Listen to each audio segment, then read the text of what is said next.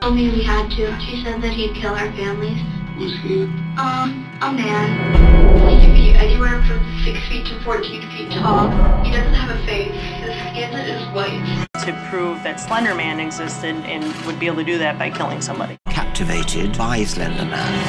That's what I call power. To believe in the boogeyman isn't that hard, and they believed it was real.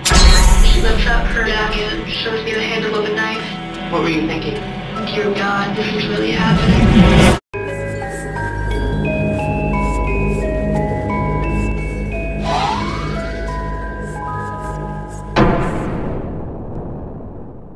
Slender Man, a faceless ghoul. Sekarang kita akan bahas secara singkat tentang kasus-kasus kriminal yang terjadi di belahan dunia dan dilakukan oleh anak-anak karena mereka ingin berteman atau mereka diancam oleh sosok Slenderman sehingga mereka nekat melakukan hal-hal berbahaya dan kejahatan-kejahatan di lingkungan mereka. Kasus pertama aku rasa sebagian besar dari teman-teman udah tahu karena kasus ini menghebohkan Indonesia pada 5 Maret 2020 di mana seorang remaja 15 tahun yang berinisial NF telah membunuh seorang bocah berusia 5 tahun yang berinisial APA di Sawah Besar, Jakarta Pusat, Indonesia. NF melenyapkan nyawa APA pada Kamis sore karena hasrat ingin membunuhnya selalu muncul ketika dia sedang sendirian dan dia membenamkan APA ke dalam bak mandi dan dia menusukkan jarinya di tenggorokan APA hingga pendarahan dan tewas meninggal dunia. Jasad tubuh APA sendiri dimasukkan ke dalam lemari di lantai 2 rumah NF karena dia mikir kalau jasadnya dibuang ke sungai, warga pasti akan menemukannya. Tapi entah kenapa anehnya besok pagi jam 9 di jam sekolah, NF dengan sendirinya datang ke kantor polisi setempat untuk mengakui perbuatannya atas pembunuhan yang dia lakukan semalam. Dan awalnya polisi kayak nggak percaya karena ini anak 15 tahun ngomong kayak gini, kayaknya ini ngeprank atau cuma bercandaan aja. Tapi karena dipaksa oleh NF, akhirnya polisi datang ke rumah NF untuk memeriksa dan ternyata benar tubuh APA ada di dalam lemari di rumahnya. Dan ketika polisi melakukan investigasi penyelidikan terhadap NF dan menggeledah seluruh rumahnya, diketahuilah bahwa NF kerap kali menggambar sosok-sosok atau sesuatu yang misterius dan mengerikan di buku-bukunya dan salah satunya adalah gambar Slenderman. Pada akhirnya NF dijatuhi hukuman penjara selama 2 tahun, cukup singkat untuk ukuran anak-anak. Semua hukuman ini karena pertimbangan bahwa NF di masa lalunya juga mengalami kehidupan yang buruk. Tapi di kasus ini sendiri nggak ada penjelasan dari NF-nya apakah dia, seperti dia mengatakan kalau dirasuki oleh Slenderman atau disuruh Slenderman atau gimana. Jadi detail Slenderman-nya hanya gambar yang sering dia buat, bukan kayak bisikan-bisikan gitu. Kasus kedua adalah kasus yang juga dilakukan oleh remaja, yang mana kasus ini sempat menggegerkan dunia atas percobaan pembunuhan gadis berusia 12 tahun asal Waukesha, Wisconsin, Amerika Serikat. Jadi pada tahun 2014, 2 orang remaja perempuan yang bernama Anissa Weier dan Morgan Geyser yang ternyata punya riwayat penyakit mental, tapi yang lebih parah adalah si Morgan karena dia mengidap skizofrenia atau halusinasi parah yang membuat orang-orangnya nggak bisa membedakan mana yang nyata, mana yang enggak. Dan 2 remaja ini sangat percaya akan keberadaan Slenderman dan mereka mengatakan bahwa mereka diperintah oleh Slenderman untuk membunuh sahabat mereka, Peyton Luther. Karena jika mereka tidak segera membunuh Peyton, maka Slenderman akan membunuh keluarga mereka. Kasus ini sendiri sudah diangkat ke dalam film dokumenter berjudul Beware the Slenderman oleh HBO Film yang dirilis pada tahun 2016. Kronologi percobaan pembunuhan terhadap Peyton awalnya direncanakan oleh Anissa dan Morgan dengan membawa Peyton ke rumah Anissa untuk hangout kayak nginap anak-anak muda gitu. Dan di rumah Anissa lah rencana ini akan dilakukan. Tapi di-cancel karena ternyata Anissa dengan Morgan ini juga ada rasa takut untuk melakukan pembunuhan terhadap Peyton di rumah Anissa. Akhirnya dibatalkan dan dilanjutkan esok harinya dengan Peyton dibawa ke hutan dekat rumah Anissa. Dan di dalam hutan itulah mereka melancarkan percobaan pembunuhan Peyton. Dimana pada saat itu Morgan menyuruh Anissa untuk menusuk Peyton dengan pisau, tapi Anissa nggak mau karena dia takut. Akhirnya Morgan lah yang melakukannya dengan menusuk Peyton dengan pisau dapur, yang mana penusukan ini dilakukan di area dada dan perut si Peyton, hingga membuat Peyton tersungkur lemas tak berdaya.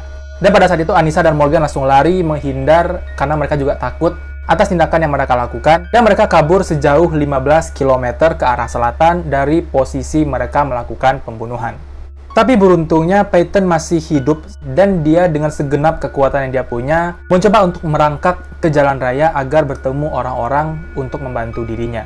Dan beruntungnya setelah susah payah Peyton merangkak sampai di jalan raya, dia menemukan warga sipil dan langsung meminta bantuan, dan dia mengatakan bahwa dia baru saja dibunuh oleh sahabatnya sendiri. Dan setelah dibawa ke rumah sakit untuk penanganan medis, pihak medis sangat terkejut karena dalamnya luka tusukan di dada Peyton hanya beberapa milimeter saja untuk dapat merobek jantung Peyton. Jadi kalian bayangkan, dalamnya tusukan di dada Peyton itu kalau lebih dalam beberapa milimeter lagi, jantungnya bakal robek dan dia bakal serangan jantung. Dan pastinya dia akan langsung tewas di tempat. So lucky Peyton. Polisi langsung mencari Anissa dan Morgan pada saat itu, dan memang mereka ditemukan masih dalam kawasan hutan untuk berdiam diri karena mereka takut ditangkap polisi. Dan ketika ditanya oleh pihak berwenang, dua remaja ini mengatakan bahwa mereka disuruh oleh Slenderman untuk membunuh sahabatnya Peyton, karena jika tidak, keluarga mereka lah yang akan dibunuh oleh Slenderman. Dan setelah dilakukan pengecekan terhadap mental dua remaja ini, Anissa dan Morgan, didapatkanlah fakta bahwa mereka memang mengalami gangguan mental. Menurut kalian gimana? Apakah mereka pantas masuk rumah sakit jiwa atau mereka pantas masuk penjara? Coba komen di bawah. Kasus ketiga terjadi pada tahun 2014, di mana seorang wanita di Ohio melaporkan bahwa anak perempuannya yang berusia 13 tahun menyerangnya dengan pisau dengan maksud untuk membunuh ibunya, dan ibunya mengakui bahwa sang anak ini sejak dulu memang suka menulis novel dan menggambar komik yang berhubungan dengan horor, dan salah satunya adalah Slenderman. Jadi anaknya ini lebih terobsesi kepada Slenderman, tapi nggak ada informasi jelas tentang kesaksian si anak, apakah dia disuruh oleh Slenderman atau apa yang mendasari dia untuk melakukan penyerangan terhadap ibunya sendiri. Dan kasus lain yang terjadi di tahun 2014 juga, di mana seorang anak perempuan berusia 14 tahun membakar rumahnya sendiri, yang pada saat itu di dalam rumahnya itu masih ada ibunya dengan adik laki-lakinya yang berusia 9 tahun. Dan saat si anak 14 tahun ini ditangkap dan diinterogasi oleh polisi, dia mengatakan bahwa dia sangat suka membaca manga Soul Eater dan mengunjungi situs yang berisi cerita dan informasi-informasi mengenai Slenderman. Dan itu beberapa kasus-kasus yang terjadi di belahan dunia yang berhubungan dengan Slenderman. Tapi meskipun ada banyak kasus kejahatan kriminal yang terjadi karena ada unsur Slenderman di dalamnya, tapi nggak ada upaya untuk menghentikan Slenderman, maksudnya untuk menghentikan penyebaran tentang foto-foto atau isu-isu Slenderman ini. Dan itu terus berjalan sampai sekarang, dan nggak sedikit juga orang yang makin suka dengan Slenderman ini.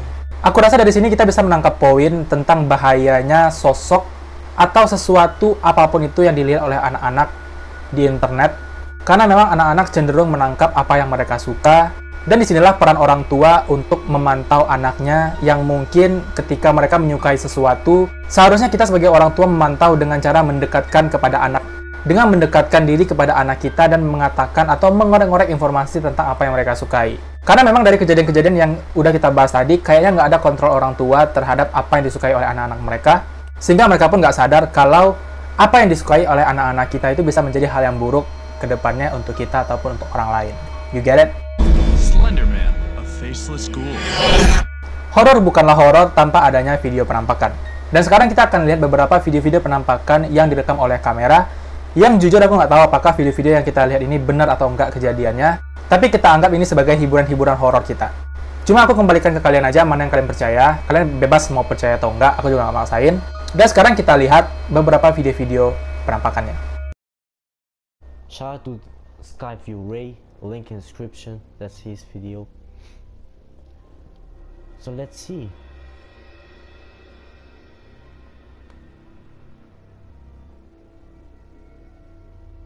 Guys, the song is creepy.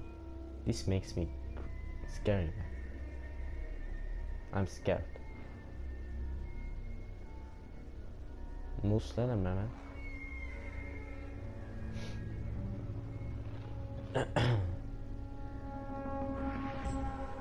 Holy shit. Did you saw him? I don't know if I should believe that, man.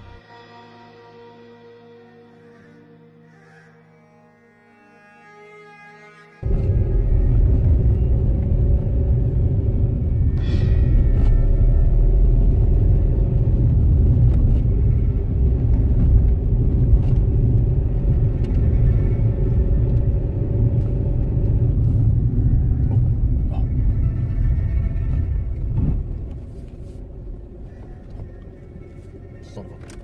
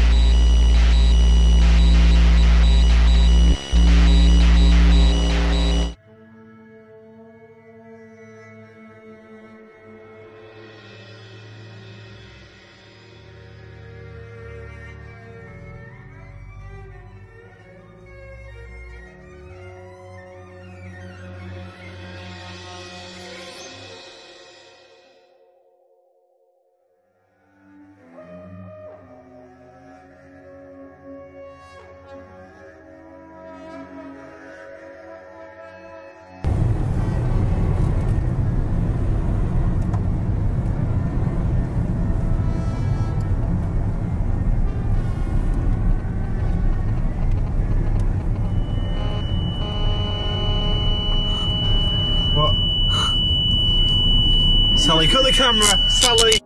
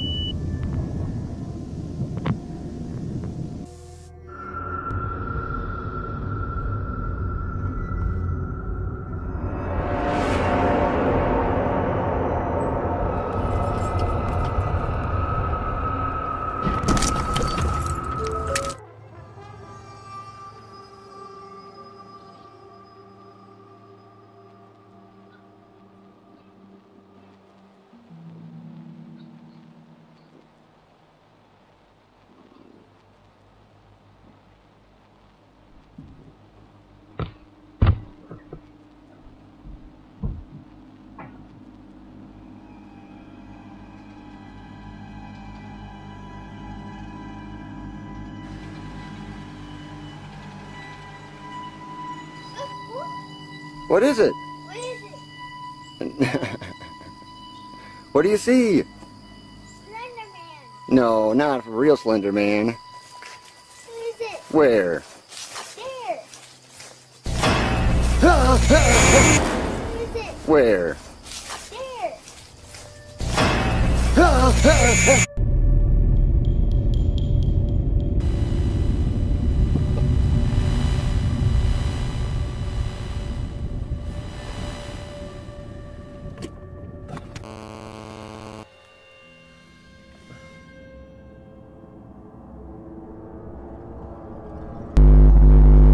Oh God!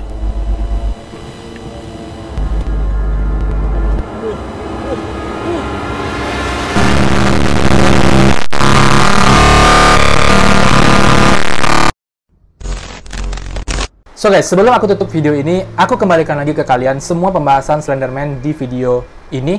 Apa yang kalian percaya tentang urban legend Slenderman? Coba komen di bawah.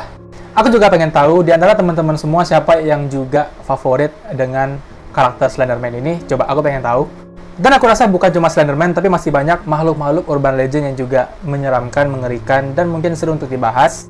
So, aku minta survei kalian dari jempol kalian, apakah jempol ke atas atau jempol ke bawah untuk pembahasan-pembahasan makhluk urban legend seperti ini. Dan kalau misalnya kalian banyak yang suka, kita akan bahas makhluk-makhluk lain di konten mirror. But now, seperti biasa, klik like-nya kalau suka, dislike kalau tidak. Subscribe channel ini untuk berlangganan dan klik loncengnya untuk dapat notifikasi kalau ada video baru. Jangan lupa tinggalkan komentar, kritik, dan saran untuk kemajuan channel ini. Dan jangan lupa share video ini ke teman-teman yang lain. Terima kasih sudah menonton dan sampai jumpa di video-video selanjutnya. Bye.